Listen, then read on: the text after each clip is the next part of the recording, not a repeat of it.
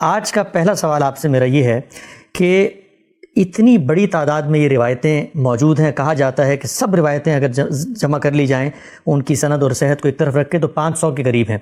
تو جب آپ یہ کہتے ہیں کہ خبر احاد ہیں، یہ خبر واحد ہیں، ان سے یہ چیز آ رہی ہے، ان میں متواتر کا حکم نہیں لگایا جا سکتا، تو اتنی بڑی تعداد میں یہ روایتیں ہمارے سامنے آتی ہیں اور پھر بھی ہم کہتے ہیں کہ متواتر نہیں، خبر واحد ہے؟ میں اس سے پہلے عرض کر چکا ہوں کہ ایک چیز وہ تواتر ہے جو کسی امت میں، کسی قوم میں، کسی گروہ میں، کسی جماعت میں تاریخ کو آگے منتقل کرتا ہے. اس کو فنی یا علمی اصطلاح میں تواتر طبقہ کہا جاتا ہے. اتنی بڑی تعداد میں صحابہ کرام نے ایک چیز کو آگے پہنچا دیا. اس کی مثال قرآن مجید ہے، اس کی مثال سنت ہے. ان کی اپنی تعداد بھی لاکھ سے زیادہ تھی، انہوں نے آگے لاکھوں لوگوں کو اسے منتقل کر دیا. اس سے پہلے ہم کئی مرتبہ یہ گفتگو کر چکے ہیں کہ یہاں نہ راوی دیکھے جاتے ہیں، نہ سند دیکھی جاتی ہے، نہ اس کی کوئی ضرورت ہوتی ہے. یہ تو بالکل ایسی ہی ایک بات ہے کہ آپ کے آباء سے آپ یہ سن رہے ہیں کہ مغلیہ سلطنت قائم ہوئی تھی. آپ کا علم اس کی گواہی دے رہا ہے. یہ چیز ہر کتاب میں لکھی ہوئی آپ کو ملتی ہے. پہلے دور سے لے کر آج کے زمانے تک آپ اس کو تواتر کے ساتھ سنتے بھی آ رہے ہوتے ہیں. اس پر علم کا اجماع بھی ہوتا ہے. یہ بالکل الگ چیز ہے. دوسری چیز کیا ہے؟ دوسری چیز یہ ہے کہ کسی بات کو رسالت مآب صلی اللہ علیہ وسلم سے سن کر لوگوں نے بیان کرنا شروع کیا اور لوگوں کی تعداد کافی ہو گئی. 10 لوگوں نے بیان کر دیا، 15 نے بیان کر دیا، 20 نے بیان کر دیا. اس سے متعلق یہ بحث پیدا ہو گئی کہ کیا یہاں پر بھی ہم اب خبر پر تواتر کا حکم لگا سکتے ہیں، خبر کو متواتر قرار دے سکتے ہیں. یہ وہ تواتر نہیں ہے جس کو ہم تواتر طبقہ کہتے ہیں. یہ اخبار کا تواتر ہے، یعنی ہمیں کچھ اطلاعات ملی لیکن زیادہ لوگوں سے مل گئی. اس کا جائزہ لینے سے معلوم ہوتا ہے کہ یہاں تواتر کے لفظ کا استعمالی موضوع نہیں ہے. یعنی 10 لوگ ہو گئے، 20 لوگ ہو گئے، 15 لوگ ہو گئے. تواتر کی تعریف یہ تھی کہ ایک جمع غفیر ایک بات کو منتقل کر رہا ہے اور ہم جب اس جمع غفیر کو دیکھتے ہیں، مختلف علاقوں میں دیکھتے ہیں، مختلف زمانوں میں دیکھتے ہیں، تو ہم یہ باور ہی نہیں کر سکتے کہ یہ جھوٹ پر جمع ہو سکتے ہیں یا کوئی سازش کر سکتے ہیں. جب یہ چیز عقلاً محال ہے تو اب گویا تواتر کی ابتدا ہوتی ہے. اور پھر اس کا لازمی نتیجہ کیا نکلتا ہے؟ اس کا لازمی نتیجہ یہ نکلتا ہے کہ ہر دور میں اس پر علم کا اجماع نقل کیا جاتا ہے. میں اس سے پہلے آپ کی خدمت میں عرض کر چکا کہ قرآن مجید اس تصور سے بالکل خالی ہے. اسی طرح جب ہم حدیث کے ذخیرے میں داخل ہوتے ہیں اور حدیث کے ذخیرے میں بھی داخل ہونے سے پہلے مسلمانوں کی علمی روایت کا جائزہ لیتے ہیں تو وہاں بھی پہلا دور اس سے خالی نظر آتا ہے. اب روایت آ گئی، یعنی حدیث کے ذخیرے میں آپ داخل ہو گئے. حدیث کے ذخیرے کی نوعیت بھی دوبارہ ذہن میں تازہ کر لینی چاہیے. یعنی رسول اللہ صلی اللہ علیہ وسلم سے میں نے بات سنی، آپ نے بات سنی، زید نے بات سنی، بکر نے بات سنی، کوئی بات سنی اور اپنی ذمہ داری پر اس کو آگے بیان کر دیا. جب رسالت مآب صلی اللہ علیہ وسلم دین کے حقائق بیان کرتے ہیں یا ان کو دیتے ہیں تو ان کے دینے کا طریقہ ہی بالکل مختلف ہوتا ہے. دین کی سب سے بڑی چیز کیا تھی؟ قرآن مجید. رسالت مآب صلی اللہ علیہ وسلم نے اس کو پڑھ کر سنایا، صحابہ نے اس کو اخذ کیا، لکھنے والوں نے اس کو لکھا، یاد کرنے والوں نے اس کو یاد کیا. مسلمانوں کے ہر گھر میں وہ قرآن پہنچ گیا اور پھر نسلاً بعد نسلاً منتقل ہو رہا ہے. سنت کو جاری کر دیا گیا، یعنی عمل میں جاری ہو گئی. رسالت مآب صلی اللہ علیہ وسلم نے نماز پڑھائی لوگوں کو، روزے رکھوائے لوگوں کو، عمرہ اور حج کرایا. یہ چیزیں پہلے سے بھی چلی آ رہی تھیں. رسول اللہ کی تصویب کے نتیجے میں سب مسلمانوں میں جاری ہو گئی. ہر سال جب رمضان کا مہینہ آتا ہے تو ہم روزے رکھ رہے ہوتے ہیں. ہر سال جب حج کا موقع آتا ہے تو قافلے حرم کے لیے روانہ ہو جاتے ہیں. مسلمان عام دنوں میں بھی عمرہ کرنے کے لیے جا رہے ہوتے ہیں. یہ شائع و زائد چیزیں ہیں اور ظاہر ہے کہ ان کے بارے میں یہ سوال پیدا نہیں ہوتا. تواتر اس طرح کی نوعیت کی چیزوں ہی کو حاصل ہوتا ہے. یہ تواتر کا لفظ بولتے وقت یہ ضرور دیکھ لینا چاہیے کہ اس کی نوعیت کیا ہے. تو اخبار متواترہ یہ محدثین نے اصطلاح اپنے ہاں رائج کی اور اس کا مطلب صرف یہ تھا کہ بہت زیادہ لوگ ہیں، کافی لوگ ہیں، بڑی تعداد بیان کر رہی ہے. اب بڑی تعداد بیان کر رہی ہے تو آپ ذرا قواعد حدیث کی کتابیں نکال کے دیکھیے، معلوم ہو جائے گا کہ کوئی شخص کہتا ہے 60 ہونے چاہیے، کوئی کہتا ہے 40 ہونے چاہیے، کوئی کہتا ہے 20 ہونے چاہیے. اس میں پھر اختلافات شروع ہو جاتے ہیں. اصلاً یہ سب کی سب اخبار احاد ہیں.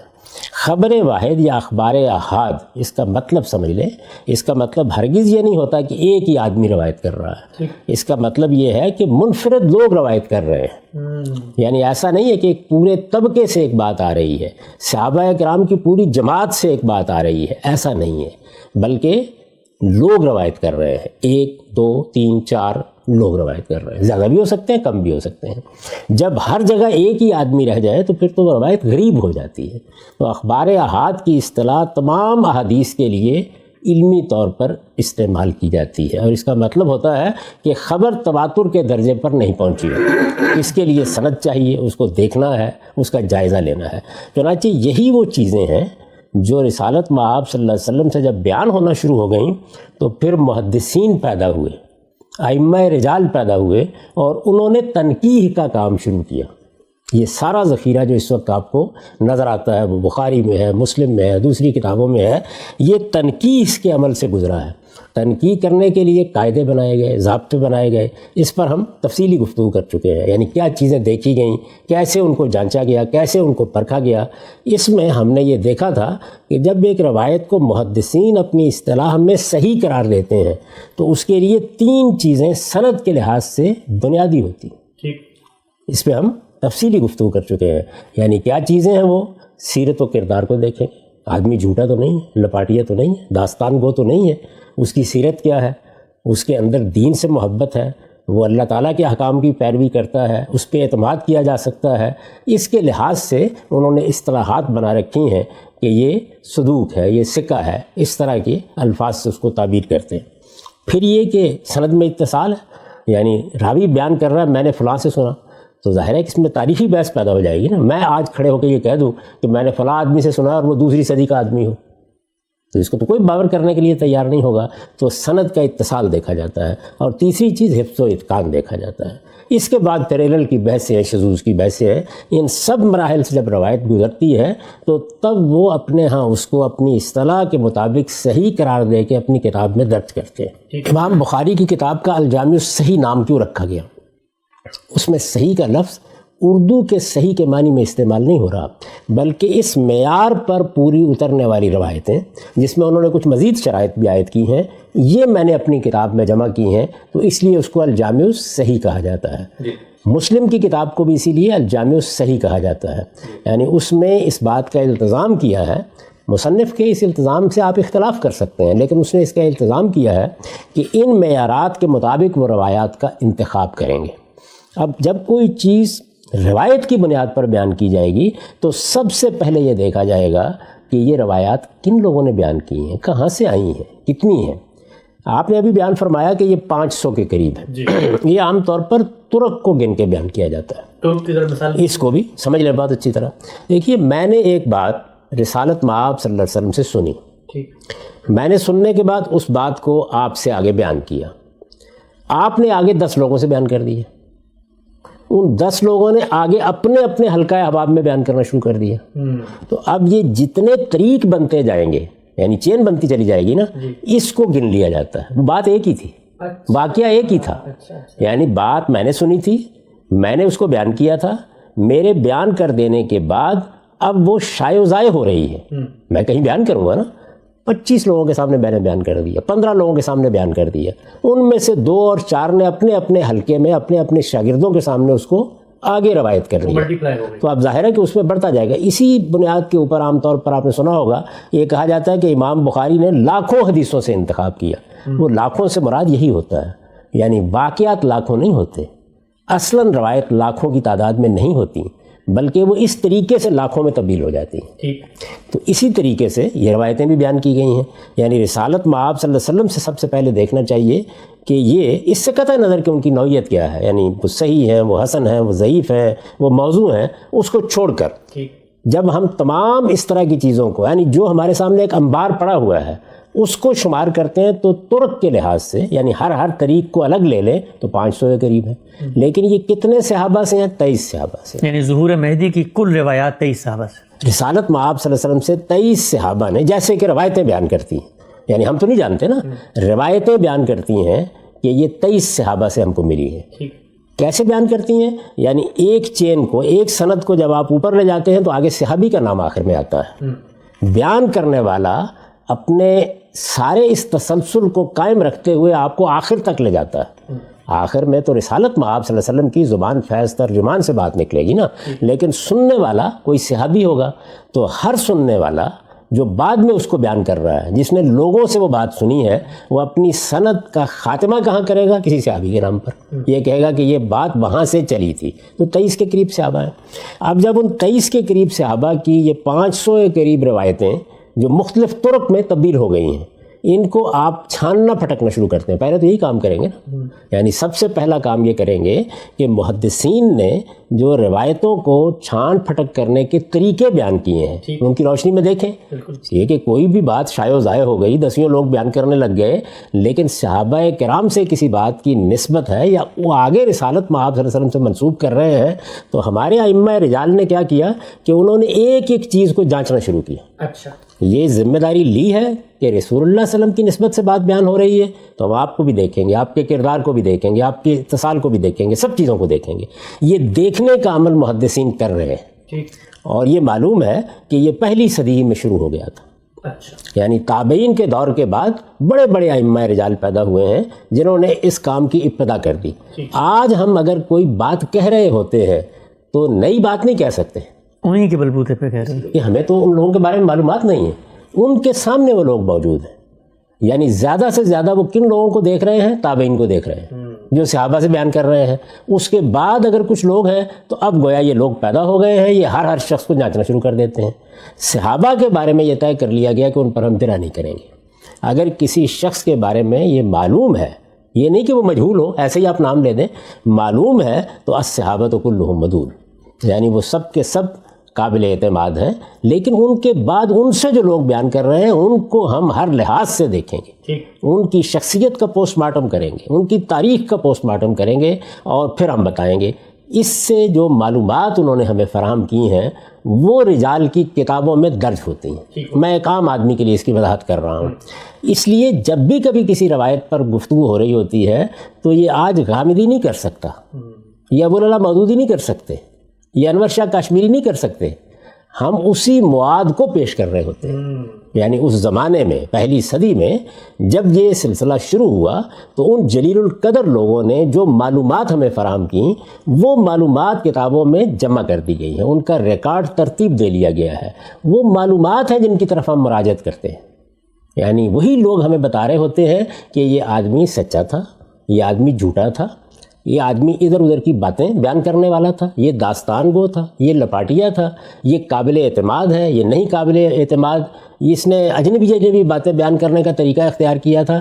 اس کے لیے انہوں نے خاص اصطلاحات بنا رکھی ہوئی ہیں. یہ منکر الحدیث ہے، اس کی بات قابل قبول نہیں ہوتی، اس سے احتجاج کرنا علماء کا طریقہ نہیں ہے. وہ اپنے زمانے میں جو معلومات جمع کر سکے ہیں وہ انہوں نے کتابوں میں لکھ دی ہیں. اس وقت کوئی شخص آپ کو نئی اطلاع نہیں دے رہا ہوتا، وہ اسی ذخیرے کی طرف رجوع کر رہا ہوتا ہے. اس ذخیرے کو رجوع کے نتیجے میں ایک لازمی چیز سامنے آ جاتی ہے کہ یہ بات قابل اعتماد ہو سکتی ہے یا نہیں ہو سکتی. اس میں اختلاف بھی ہو جاتا ہے. یعنی ایک شخص کے بارے میں ہمیں معلومات ملی اور یہ پتہ چلا کہ سب لوگ یہ کہتے ہیں کہ بہت سچا آدمی ہے، بڑا اطمینان ہو گیا. اب دیکھیے 4 آدمی کہہ رہے ہیں کہ سچا ہے اور کچھ لوگ کہہ رہے ہیں کہ نہیں، میرے تجربے میں تو یہ سچا نہیں، مجھے تو اس پر یہ اعتراض ہے، مجھے یہ معلومات ملی ہیں.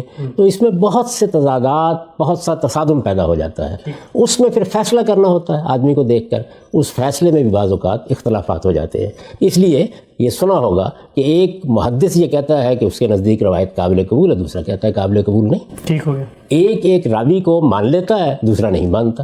یہ دیکھیے یہ بڑی مشہور بحث ہے نا جو امام بخاری امام مسلم کا مابین بھی ہوئی ہے، اور جس کے بارے میں امام مسلم نے اپنی صحیح کے مقدمے میں کچھ تبصرے بھی کیے ہیں. کہ امام بخاری کو اتصال کے معاملے میں یہ اصرار تھا کہ ہمارے پاس واضح شواہد ہونے چاہیے اس بات کے کہ ملاقات ہوئی ہے. محض یہ بات کافی نہیں ہے کہ زمانہ ایک ہے یا ایک شہر میں تھے، ملاقات کی شہادت بھی ہونی چاہیے.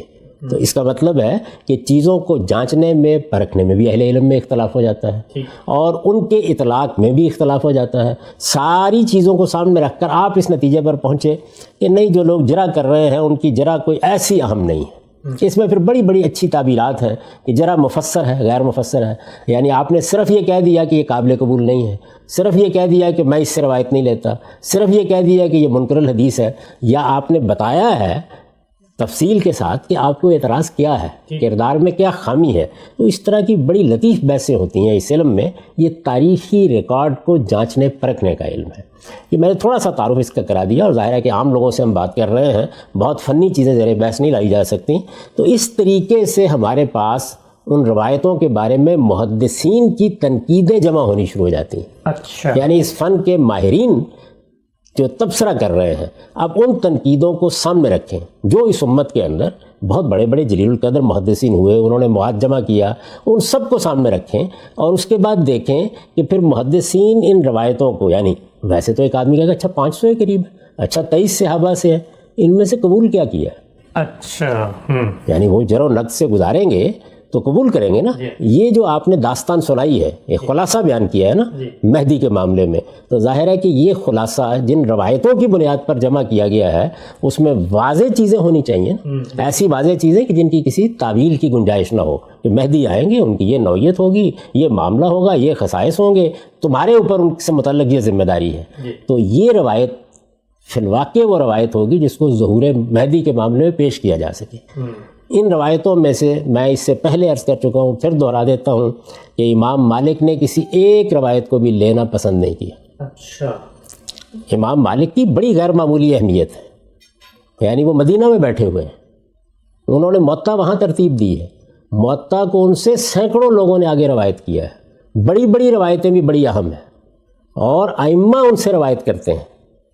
عام طور پر یہ سمجھا جاتا ہے کہ حدیث کی ابتدا ہی ان کی اس کتاب سے ہوئی ہے. ابتدا سے مطلب یہ نہیں ہے کہ حدیث بیان اس سے ہونا شروع ہوئی ہے، نہیں، ایک باقاعدہ کتاب کی حیثیت سے، باقاعدہ فن کی حیثیت سے یہ سب کچھ ترتیب پایا، اور لوگوں نے اس کو جا جا کے سفر کر کے سیکھنا شروع کیا. بہت قابل اعتماد. آپ پوری کی پوری کتاب کو پڑھ جائیے، جس طرح قرآن مجید خالی ہے وہ بھی خالی ہے. سوال یہ ہے کہ وہ 23 صحابہ جن کا ذکر کیا جاتا ہے، ان سے یہ خبر امام مالک کو کیوں نہیں پہنچی؟ مدینے میں ہی ہوں گے وہ. اور نہیں پہنچی تو یہ بھی ایک مسئلہ. پہنچی اور قبول نہیں کیا تو کیوں قبول نہیں کیا؟ اس لیے کہ یہ معمولی بات تو نہیں ہے نا، ایک بڑی خبر دی جا رہی ہے. تو میں نے عرض کیا کہ اب محدثین کا میں آپ کو بتا رہا ہوں کہ جب یہ چیزیں ان کے سامنے آئی ہوں گی تو انہوں نے کیا رویہ اختیار کیا. یہ معاملہ تو ہے پہلی دوسری صدی کا. اس کے بعد تیسری چوتھی میں آ کر یہ آپ کے امام بخاری، امام مسلم، یہ 2 کتابیں ترتیب دیتے ہیں. اب 3-4 صدیاں گزر چکی ہیں. اس سارے عرصے کے دوران میں یہ فن اپنے کمال کو پہنچ چکا ہے.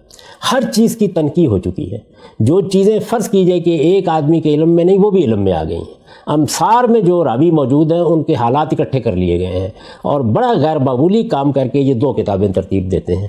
ایک الجامع الصحیح بخاری کی، ایک الجامع الصحیح مسلم کی. یہ جانتے ہیں آپ کہ بخاری مسلم عام طور پر حدیث کا ذکر آئے گا تو ان 2 کتابوں کا ذکر آئے گا. میں اس سے پہلے کئی مرتبہ بتا چکا کہ حدیث کی امہات کتب، یعنی جو بنیادی کتابیں ہیں، وہ 3 ہی سمجھی جاتی ہیں. ایک موطا امام مالک، دوسرے بخاری یا جامع الصحیح، تیسرے مسلم کی جامع الصحیح. ان دونوں میں بھی آپ کو اس طرح جس طرح کہ آپ نے بیان کیا ہے کہ مہدی آئے گا اور اس کا نام یہ ہوگا اور یہ ہوگا اور وہ ہوگا، کوئی ذکر نہیں ملتا. اچھا، یعنی یہ اس سے بالکل خالی. یعنی بخاری مسلم میں آپ سے کر رہا ہوں کہ جو محدثین نے، یعنی کیا یہ ایسے ہی خالی ہو گئیں؟ اصل میں محدثین نے جب ان روایتوں کو چھاننا پٹکنا شروع کیا ہے تو ان کے معیار پر یہ پوری نہیں اتری. اس کو میں نے اپنی کتاب میں اس طرح بیان کیا ہے کہ یہ روایتیں محدثانہ تنقید کے معیار پر پوری نہیں اترتی. اب یہ بات ہو گئی. اس کے بعد دوسرے، تیسرے، چوتھے درجے کی حدیث کی کتابیں. یہ درجات بھی ظاہر ہے کہ مصنفین کے لحاظ سے ترتیب دیے گئے ہیں. کسی مصنف نے معیار کتنا کڑا رکھا ہے، کوئی مصنف کتنی احتیاط سے بات کو بیان کرتا ہے. اس کی کتاب میں زیادہ صحیح روایتیں ہیں، اس نے اگر کوئی ضعیف روایت قبول کی ہے تو کتنی بڑی تعداد میں قبول کی ہے. تو اس کو سامنے رکھ کر اب کتابوں کے درجات ہیں. پہلا درجہ تو انہیں کا تھا، تو پہلے درجے کی کتابیں اس سے بالکل خالی ہو گئی. یعنی موطا بھی، بخاری بھی، مسلم بھی. ان میں جو بات بیان ہوئی ہے وہ آگے چل کے میں آپ سے عرض کروں گا کہ وہ کیا بات ہے کہ جس کو اس کے ساتھ متعلق کر دیا گیا ہے. دراحل ہے کہ وہ بات ہی بالکل الگ ہے. تو ان کتابوں میں جس طرح لوگ سمجھتے ہیں، یا جیسے تصور ہمارے ہاں موجود ہے، یا جیسے یہ بات بیان کی جاتی ہے ظہور مہدی کی، کوئی ذکر آپ. ایک تکرامی معذرت خان صاحب، دوبارہ میں یہاں پر پوچھنا چاہوں گا آپ سے کہ موطا امام مالک، بخاری اور مسلم، یہ 3 کتابوں میں آپ یہ فرما رہے ہیں کہ ظہور مہدی کا لفظ لے کر کہ مہدی علیہ السلام آئیں گے، مہدی قیامت سے پہلے آئیں گے، ان کا غلبہ قائم ہوگا، دولت کی ریل پیل ہوگی، مسلمان ان کی طرف رجوع کریں گے، یہ ذکر، یہ قصہ، یہ نام مہدی علیہ السلام کا ان 3 کتابوں میں نہیں ہے۔ ان 3 کتابوں میں کوئی ذکر نہیں ہے اس بات کا۔ میں آپ کو بتا رہا ہوں کہ جو 500 کے قریب ترک تھے جو 23 صحابہ سے ہمیں مل جاتے ہیں، جب سارا ریکارڈ ہم سامنے رکھتے ہیں، یہ ان کے سامنے بھی موجود ہے سارا کا سارا، یعنی یہ اسی میں چھان پھٹک کر اپنی کتابیں ترتیب دے رہے ہیں۔ تو یہ امام مالک نے بھی نہیں لیں، یہ بخاری نے بھی نہیں لیں، یہ مسلم نے بھی نہیں لی۔ پہلے تو یہ بات سمجھ لیجئے۔ دوسرے، تیسرے، چوتھے درجے کی کتابوں میں جو روایتیں آئی ہیں، اب ان کو سامنے رکھ کر پھر اسی اصول پر دیکھیں۔ یعنی کیا اصول ہے؟ وہ یہ ہے کہ جو محدثین نے طریقہ اختیار کیا ہے روایت کو چھاننے پھٹکنے کا، کیا صحیح یا اس سے کم تر درجے میں حسن روایت ہوتی ہے صحیح کے بعد، کیا اس درجے میں روایتیں یہ پوری اترتی ہیں؟ یعنی 23 صحابہ کی جو روایتیں ہیں وہ تو ترک ہیں، میں نے آپ کو بتا دیا، یعنی وہ کیا پوری اترتی ہیں؟ جب آپ ان کا استقصاء کرتے ہیں تو یہ معلوم ہوتا ہے کہ ان میں زیادہ تر موضوع ہیں یا ایسی ضعیف ہے کہ ان کا ذکر بھی نہیں کرنا ہے۔ موضوع ذرا بتائیے گا کیا؟ موضوع کا مطلب ہے کہ یہ واضح ہو گیا تحقیق کے نتیجے میں گھڑی ہوئی بات، لوگوں نے خود افسانہ ہے، کہانی ہے، کسی نے بنا کے بیان کر دی ہے، کسی صحابی کے نام سے نسبت دے دی گئی ہے، موضوع اس روایت کو کہتے ہیں۔ ہمارے ہاں پوری کتابیں محدثین نے ترتیب دی ہیں جو موضوعات کو جمع کر کے بیان کی گئی ہیں۔ وہ الگ بات ہے کہ بعض لوگ ان کتابوں ہی کو بیان کر کے لوگوں کو واز کرنا شروع کر دیتے ہیں، حالانکہ اس میں وضاحت ہوتی ہے کہ یہ کتاب موضوع روایتوں کی ہے، جیسے موضوعات کبیر ہے، جیسے لعل المصنوع ہے، تو پوری کتابیں ہیں۔ ان تمام کو جمع کرنے کے بعد معلوم ہوتا ہے کہ بہت بڑا حصہ تو وہ ہے کہ جو موضوع ہے یا ضعیف ہے۔ ضعیف کا مطلب کیا ہے؟ یعنی وہ جو صحیح کے شرائط ہم نے بیان کیے ان میں سے کوئی ایک شرط، یہ 2 شرطیں تینوں کی تینوں نہیں پائی جاتی ان میں، جب نہیں پائی جاتی تو اس کے بعد وہ ضعف میں چلی گئی، ضعیف ہو گئی۔ اب اس کی بنیاد کے اوپر دین میں کوئی بات نہیں کہی جا سکتی، رسالت میں آپ صلی اللہ علیہ وسلم کی نسبت سے کوئی بات نہیں کہی جا سکتی، کیونکہ جب وہ اس معیار پر پوری نہیں اتری تو اب محدثین اس کو قبول نہیں کریں گے، اور جب محدثین کسی روایت کو قبول نہیں کریں گے، دیکھیے وہ قبول کر لیں تو اس پر ہم بحث کر سکتے ہیں، قبول نہیں کریں گے تو ظاہر ہے کہ وہ قبول نہ کرنے کے دلائل دے رہے ہوتے ہیں نا۔ وہ دلائل کیا ہوتے ہیں؟ وہی ہوتے ہیں کہ سیرت میں کیا نقص رہ گیا ہے، اتصال میں کیا مسئلہ پیدا ہو گیا ہے، کوئی علت تو نہیں اس کے اندر موجود، تو بہت بڑا ذخیرہ تو ویسے ہی ختم ہو جاتا ہے۔ اس کے بعد ان دوسرے، تیسرے، چوتھے درجے کی کتابوں میں جو روایتیں بیان ہوئی ہیں جن کو آپ صحیح یا حسن کے درجے میں رکھ سکتے ہیں، یعنی صحیح یا حسن کے درجے میں اس مواد کی بنیاد پر جو ائمہ رجال نے فراہم کیا ہے، میں نے یا آپ نے یہ فیصلہ نہیں کرنا ہوتا، اس مواد کی بنیاد پر کہ کتنی روایتیں ہیں جو کچھ بھی ان میں بیان ہوا ہے، جن کو بھی پیش کیا گیا ہے، اس ذیل میں جو بھی سامنے آتی ہیں بغیر کسی تنقیح کے، آپ ان میں سے پہلے تو سند کے لحاظ سے انتخاب کریں گے نا، یعنی وہ کتنی روایتیں ہیں جو کسی نہ کسی حد تک یا تو صحیح کے دائرے میں آ جاتی ہیں یا حسن کے دائرے میں آ جاتی ہیں۔ محدثین اوپر کے محدثین نہیں لے رہے ہیں ان کو صحیح کے طور پر، لیکن چلیے آپ ذرا نیچے آ کے ان کو قبول کرتے ہیں تو معلوم ہوتا ہے کہ یہ کل 7 واقعات ہیں۔ یعنی یہ جو 500 طرق بیان ہوئے تھے، یعنی وہ 500 طرق جو ہیں وہ تو طرق ہیں، وہ تو سمجھ لیجیے اس بات کو، وہ تو 1,00,000 طرق ہو سکتے ہیں، یعنی 7 واقعات کو 7 واقعات ہیں، یعنی کل واقعات جو ہیں وہ 7 واقعات ہیں جو انتخاب کے اس عمل سے گزرتے ہیں۔ اور اس کے بعد وہ جو 7 واقعات ہیں ان کو پھر صحابہ بیان کریں گے، یعنی سب سے پہلے تو اوپر جائیں گے نا، واقعہ ایک ہے، واقعہ دوسرا ہے، واقعہ تیسرا ہے، یہ اصل میں صحابہ ہی کے بیان سے معلوم ہوتا ہے۔ واقعے کا مطلب کیا ہے؟ واقعہ یہ ہے کہ آج ایک بات بیان ہوئی، اس کو 10 لوگوں نے سنا، یہ ایک ہی واقعہ ہے، ایک بات پھر کسی موقع پر بیان ہوئی، اب یہ دوسرا واقعہ ہو گیا، بات وہی ہے، کسی اور پہلو سے بیان ہو گئی تو دوسرا واقعہ۔ تو یہ کل 7 واقعات ہیں جو اس کے نتیجے میں، تنقیح کے نتیجے میں ہمارے سامنے آتے ہیں۔ اس وقت ہمارے آج کے زمانے میں یہ کام تو جاری ہے نا اسی طریقے سے، میں اس وقت اپنی بات نہیں کر رہا، یعنی جو محدثین کام کر رہے ہیں، مثلا البانی کام کر رہے ہیں، شعیب ارنوط صاحب کام کر رہے ہیں، اسی طرح کا ایک بڑا غیر معمولی کام ہمارے عبداللہ اعظمی صاحب نے کیا ہے، جن کو ضیاء عام طور پر کہا جاتا ہے، ضیاء الاعظمی بھی کہا جاتا ہے، عبداللہ اعظمی صاحب، حال میں ان کی وفات ہوئی ہے۔ ان کی جو کتاب اس وقت شائع ہو چکی ہے اس میں ان کا مقصد کیا تھا، ساری زندگی انہوں نے لگائی، مدینہ میں رہے، وہیں تدریس کرتے رہے، وہیں مسجد نبوی میں درس دیتے رہے، اور وہاں بیٹھ کر انہوں نے الجامع الکامل ترتیب دی۔ یعنی مقصد کیا تھا ان کا کہ جو کچھ بھی صحیح اور حسن روایتیں ہیں، جن کو امام بخاری نے لے لیا، جن کو امام مسلم نے لے لیا، جن کو موطا امام مالک میں لے لیا گیا، اور وہ بھی جو پھر ان دوسرے تیسرے چوتھے درجے کی روایتوں میں آئیں، غرض جتنا ذخیرہ ہے اس میں جو چیز بھی اس محدثانہ تنقید کے معیار پر پوری اترتی ہے اور اسے ان کی اصطلاح میں صحیح یا حسن کہا جا سکتا ہے، ان سب روایتوں کو انہوں نے اس کتاب میں جمع کر دیا ہے۔ کئی مجلدات میں ہے۔ اس میں ظہور مہدی کا باب ہے۔ اچھا، اس پورے باب کو آپ سامنے رکھیے تو وہی 7 واقعات ہیں۔ اچھا، وہی 7 واقعات ہیں، اور وہ 7 واقعات انہوں نے بیان کر دیے ہیں۔ اس میں یہ ہے کہ ایک ہی صحابی ایک ہی واقعے کو ایک جگہ ان الفاظ میں بیان کر رہا ہے، دوسری جگہ دوسرے الفاظ میں بیان کر رہا ہے، اس کے نتیجے میں یہ کوئی 14 کے قریب روایتیں بن جاتی ہیں۔ ٹھیک، یعنی واقعات یہی ہیں۔ اب جب اس جگہ پہ آپ پہنچ گئے تو ظاہر ہے کہ اب آپ مزید کام کریں گے، دیکھیں گے، ان کی تنقیح کریں گے۔ واقعات وہی ہیں۔ ان واقعات کی جب ہم نے خود تنقیح کی حدیث کے کام میں تو یہ ہمارے سامنے وہ 7 روایتیں آ جاتی ہیں۔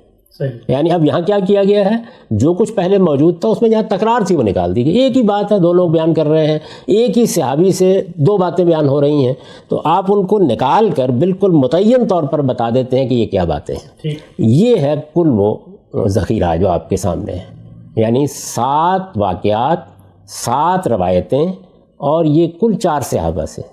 اچھا، اب آپ اس کو جب جمع کرتے ہیں اور جمع کر کے ان کو پڑھنا شروع کرتے ہیں تو معلوم ہوتا ہے کہ ان میں تو بات ہی کچھ اور ہے جو کہی گئی ہے، اچھا، لیکن اس پر ہم بعد میں جائیں گے۔ پہلے اس ساری بات پر اگر کوئی اعتراض ہے تو وہ ضرور بیان کر دیجیے۔ میں نے اس لیے تفصیل آپ کو بتا دی کہ جب لوگوں کے سامنے ایک بات آتی ہے، خاص طور پر عام لوگوں کے سامنے، یہ تو 500 روایتیں ہیں، یہ تو 200 روایتیں ہیں، تو اس کو سمجھنا چاہیے کہ اس کا مطلب کیا ہوتا ہے۔ یعنی وہ 500 نہیں 5000 ہو سکتے ہیں، اس لیے کہ طرق تو بڑھتے چلے جاتے ہیں جیسے جیسے روایتیں لوگوں کو معلوم ہوتی ہیں۔ ایک شخص نے بیٹھ کر ایک مجلس میں تقریر کر دی پہلی صدی میں، وہاں پر 500 لوگ تھے، انہوں نے سنا، 500 نے آگے جا کے بیان کرنا شروع کر دیا، تو بے شمار طرق، اس سے لاکھوں کی تعداد میں چیزیں بن جاتی ہیں۔ لیکن محدثین کے طریقے کے مطابق اس کو دیکھا جاتا ہے کہ اصل میں باتیں کتنی تھیں۔ تو کیا میں نے آپ سے عرض کیا، سب ذخیرہ یعنی موضوع ضعیف سب کو جمع کر لیں، ان 500 کے 500 طرق کو تو 23 صحابہ کے نام آتے ہیں۔ جس وقت آپ تنقیح کے عمل سے گزرتے ہیں تو محدثانہ تنقید کے معیار پر 7 واقعات پورے اترتے ہیں۔ یہ اس وقت بھی یہی صورتحال ہے۔ یعنی یہ میرے پاس پڑی ہوئی ہے الجامع الکامل، یہ دیکھیے یہ کون ہے، یہ استاذ الحدیث الشریف عمید کلیت الحدیث بالجامعۃ الاسلامیہ فی المدینہ المنورہ۔ اچھا، یعنی مدینہ منورہ میں جو جامعہ اسلامیہ ہے، یونیورسٹی بنائی گئی ہے، اس میں استاذ رہے، اور یہ اس سے پہلے والمدرس فی المسجد النبوی، مسجد نبوی میں حدیث کا درس دینے کی سعادت حاصل کرتے رہے۔ بہت جلیل القدر شخصیت تھے، اور یہ کام بھی بڑا غیر معمولی انہوں نے کیا ہے، بالکل محدثین کے طریقے پر ہے۔ یعنی جن لوگوں کو کہا جاتا ہے نا کہ وہ متجدد ہیں، نئی باتیں کرتے ہیں، یہ اس کے آدمی نہیں ہیں۔ محدثین کا جو طریقہ، جو اصول رہا ہے، اس میں بھی بڑے اختلافات ہوتے ہیں۔ شعیب ارنوت اختلاف کریں گے، البانی اختلاف کریں گے، ابن حجر اختلاف کریں گے، اس سے پہلے کے لوگ اختلاف کریں گے، لیکن اختلافات کے باوجود ایک منہج ہے، ایک طریقہ ہے جو محدثین اختیار کرتے ہیں۔ اسی طریقے پر الجامع الکامل فی الحدیث الصحیح شامل کے عنوان سے یہ کتاب ترتیب دی گئی ہے۔ اس میں جو واقعات بیان ہوئے ہیں ان واقعات میں کوئی کمی بیشی نہیں ہوتی، یعنی یہ معلوم ہوتا ہے کہ واقعات ٹھیک ہی ہیں، البتہ یہ کہ ان واقعات کے الفاظ میں کچھ اختلافات ہو جاتے ہیں، تو ان کی تنقیح کر کے ہم نے ان کا خلاصہ مرتب کر دیا، وہ میں آپ کے سامنے رکھ دیتا ہوں۔ اب صاحب بہت آپ نے تفصیل سے بتایا کہ یہ جو ظہور مہدی کا ایک بالعموم ہمارے سمجھا جاتا ہے عقیدہ ہے، اور اس عقیدے کی جو داستان میں نے آپ کو ابتدا میں سنائی، آپ کی گفتگو کا میں اب تک کا ذرا مختصر سے خلاصہ جو سننے والے ان کو کر دوں، پھر ہم بحث کو آگے لے کر بڑھیں گے۔ یعنی آپ یہ فرماتے ہیں کہ ظہور مہدی کا جب تصور سامنے آیا اور لوگوں نے یہ دعویٰ کیا کہ یہ رسول اللہ صلی اللہ علیہ وسلم نے پیشن گوئی فرمائی تھی، تو رسول اللہ سے منسوب باتوں کو جانچنے کے لیے جب آپ گئے ہیں، بلکہ باقی محدثین بھی گئے ہیں، تو نہ موطا میں ظہور مہدی کی یہ داستان ہے، نہ بخاری میں ہے، نہ مسلم میں ہے، اور پھر جو کہا جاتا ہے متواتر روایات ہیں سینکڑوں کی تعداد میں، ان کی تنقیح خود محدثین نے کر دی، آپ نے نہیں کی، تو وہاں پر بھی واضح ہو جاتا ہے کہ بیشتر روایات اس میں ضعیف ہیں، موضوع ہیں، کل واقعات 7 ہیں، اور ان 7 واقعات کو 4 صحابہ نقل کر رہے ہیں. اب میرا آپ سے سوال یہ ہے کہ یہاں تک تو آپ نے جو کرنا تھا کر دیا محدثین کا حوالہ دے کر، یہ جو 4 صحابہ اور 7 واقعات ہیں ان کو تو آپ مانتے ہیں کہ ان کو بھی نہیں مانتے؟ میں عرض کروں گا ابھی پہلے میں یہ گزارش کر دوں کہ یہ تاثر نہ ہو کہ یہ کام میں نے کر ڈالا ہے. یعنی ہم اسی چین میں کھڑے ہوئے اس وقت مزید تنقید کا کام کر رہے ہیں، لیکن یہ سب کچھ وہ ہے جو ہو چکا ہے اس سے پہلے. یعنی میں نے آپ کی خدمت میں عرض کیا کہ یہ جو الجامع الکامل فی الحدیث الصحیح شامل ہے، یہ میرے نقطۂ نظر کے کسی عالم نے ترتیب نہیں دی. یہ جو محدثین کا گروہ ہمیشہ سے رہا ہے اسی کے آدمی ہیں، اور مدینہ میں بیٹھ کر انہوں نے یہ کام کیا. دنیا بھر میں ہمارے جو پرانے علماء ہیں وہ سب اس کام کو تسلیم کر رہے ہیں. انہوں نے جو تنقید کی ہے اس سے نتیجہ کیا نکلا ہے؟ وہی 7 واقعات. 2 صحابہ اس میں زائد ہیں لیکن اس سے کوئی فرق نہیں پڑ رہا، یعنی واقعات وہی. ان واقعات کو میں آپ کے سامنے رکھوں گا. پھر دیکھیے کہ ان واقعات سے کیا وہ داستان ثابت ہوتی ہے جو لوگوں میں رائج ہے یا کوئی اور بات معلوم ہوتی ہے. یعنی یہ جو 7 واقعات 4 صحابہ سے ان کی سند پر کوئی اب اعتراض باقی نہیں رہا؟ نہیں، دیکھیے سند پر اعتراض باقی نہیں رہا. وہ تو اعتراض بالکل باقی نہ ہوتا تو بخاری کیوں نہ لیتے، مسلم کیوں نہ لیتے. یعنی آپ اپنے معیار کو تھوڑا کم کرتے چلے جاتے ہیں، اس سے آپ قبول کر لیتے ہیں. مثال کے طور پر ایک شخص کے بارے میں تنقیدیں ہیں، ایک راوی کے بارے میں، لیکن آپ نے اچھے پہلو جو تھے ان کو ترجیح دے کر روایت قبول کر لی ہے. تو اس لیے یہ تو نہیں کہ کوئی اعتراض باقی نہیں رہا، قابل اعتنا ہو گئی ہے. یعنی وہ قابل اعتنا ہو گئی ہے. اب اس کو آپ رد نہیں کریں گے، اس کو سامنے رکھ کر سمجھنے کی کوشش کریں گے، اس کو قرآن کی روشنی میں دیکھیں گے. یہ ابھی تک جو گفتگو ہو رہی ہے وہ یہ ہو رہی ہے کہ سند کے لحاظ سے، یعنی روایت کا فن، وہ فن جس سے تاریخی ریکارڈ کو جانچا جاتا ہے، اس کے نتائج کیا نکلے ہیں اب تک. یہ نتائج اہل علم نے نکال دیے ہیں، ان میں مجھے کچھ نہیں کرنا. میں تو آپ کے سامنے ان کا خلاصہ رکھ رہا ہوں کہ اس میں یہ واقعات ہیں جو بیان ہوئے ہیں. ان واقعات کو آپ دیکھیں گے نا کیا ہے، میں ان کو جیسے وہ بیان ہوئے ویسے ہی مان لوں گا. لیکن پھر آپ یہ بتائیں گے مجھے کہ جو داستان ہمارے پاس موجود تھی، جس کو عقیدہ بنایا جا رہا تھا، وہ ان میں پایا کہاں جاتا ہے؟